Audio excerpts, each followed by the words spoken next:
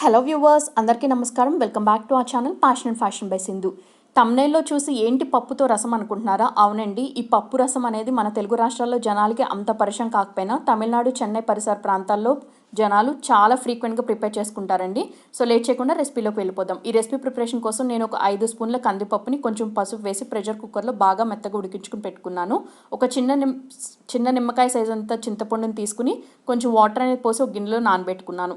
ఇప్పుడు స్టవ్ మీద ఒక కడాయి పెట్టుకుని అందులో కొంచెం ఆయిల్ అనేది పోసి ఆయిల్ హీట్ అయిన తర్వాత 1 టేబుల్ స్పూన్ జీలకర్ర, 1 టేబుల్ స్పూన్ ఆవాలు, ఒక 1/2 టేబుల్ స్పూన్ పసుపు అనేది వేసి పోపు కొంచెం బాగా ఫ్రై చేసుకోవాలండి.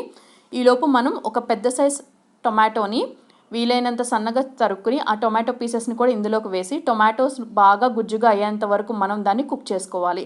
సో అందుకోసం టేస్ట్కి సరిపడా సాల్ట్ అనేది ఈ స్టేజ్లో వేస్తున్నానండి. సాల్ట్ వేసి ఒకసారి బాగా మిక్స్ చేసుకుని మూత అనేది పెట్టుకుని కుక్ చేసుకోవాలి.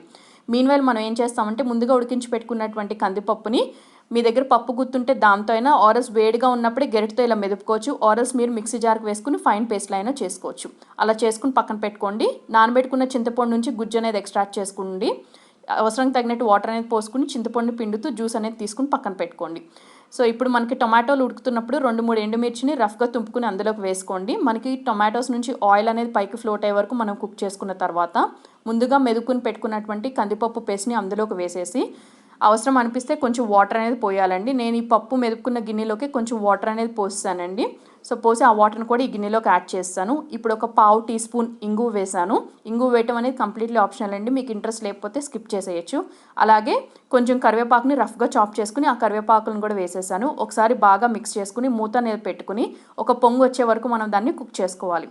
మనకి కందిపప్పు పేస్ట్ నుంచి ఒక పొంగు వచ్చిన తర్వాత ముందుగా మనం తీసి పెట్టుకున్నటువంటి చింతపండు జ్యూస్ని ఈ కందిపప్పు మిశ్రమంలోకి వేసేసి ఒకసారి బాగా మిక్స్ చేసుకోండి. అవసరం అనిపిస్తే కొంచెం ఎక్స్ట్రా వాటర్ అనేది పోసుకుని మనం మూత అనేది పెట్టి కుక్ చేసుకోవాలి.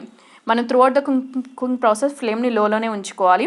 మీన్వైల్ ఏం చేస్తారంటే ఒక 5-6 వెల్లుల్లి రెబ్బల్ని కచ్చాపచ్చాగా రోట్లో అయినా దంచుకోవచ్చు, ఆర్ఎల్స్ మిక్సీ జార్లో వేసైనా చేసుకోవచ్చు. అలాగే ఒక 1 టీ స్పూన్ మిరియాల పౌడర్ ఉందండి నా దగ్గర, నేను దాన్ని కూడా వేసేసాను. ఇన్ కేస్ మీ దగ్గర మిరియాల పౌడర్ లేకపోతే మీరు రఫ్గా కొన్ని మిరియాలు తీసుకుని ఒక 1 టీ స్పూన్ మిరియాలు తీసుకుని కచ్చాపచ్చాగా దంచుకుని అలా అయినా వేసుకోవచ్చు. ఇప్పుడు మూత అనేది పెట్టేసి ఒక పొంగు వచ్చే వరకు మనం దాన్ని కుక్ చేసుకుని రఫ్గా చాప్ చేసి పెట్టుకున్నటువంటి కొత్తిమీరని కాడలతో సహా వేసేసేయాలండి. మనకు ఒక పొంగు వస్తున్నప్పుడు మనం ఫ్లేమ్ని టర్న్ ఆఫ్ చేసి ఒక సర్వింగ్ బౌల్లోకి డిష్ అవుట్ చేసుకోవాలి. నేనైతే నా దగ్గర ఒక చిన్న రాగి బకెట్ ఉందండి. ఈ బకెట్ని మా అత్తయ్య అంటే మా హస్బెండ్ వాళ్ళ మదర్ ఇచ్చారు. సో నేను దీనిలోకి సర్వ్ అవుట్ చేసేసుకున్నాను. మీరందరూ తప్పకుండా ఈ రెసిపీని ట్రై చేయండి. ట్రై చేసి మీకు ఎలా కుదిరిందో మీ ఫీడ్బ్యాక్స్ని నాతో షేర్ చేసుకోండి. అలాగే ఈ రెసిపీ నచ్చినట్టయితే తప్పకుండా ఈ వీడియోకి ఒక లైక్ ఇచ్చి మీ ఫ్రెండ్స్ అండ్ రిలేటివ్స్తో షేర్ చేసుకోండి. నా ఛానల్ని ఫస్ట్ టైం విజిట్ చేసినట్టయితే సబ్స్క్రైబ్ చేసుకోండి. అలాగే పక్కనే ఉన్న బెల్ ఐకాన్ని కూడా యాక్టివేట్ చేసుకోండి. Thank you all very much for watching my video.